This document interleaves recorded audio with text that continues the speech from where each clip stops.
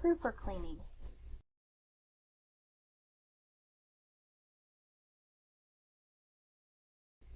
The proofer should be cleaned weekly.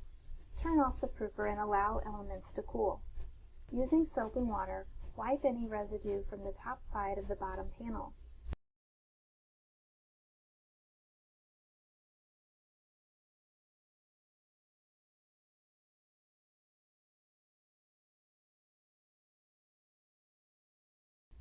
Remove the bottom panel by first removing the screw.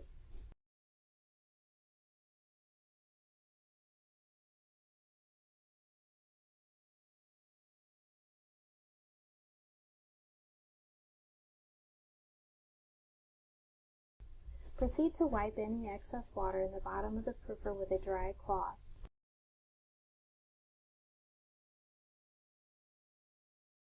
Clean the underside of the bottom panel with soap and water, followed by a clean, damp cloth to remove any mineral deposits and debris.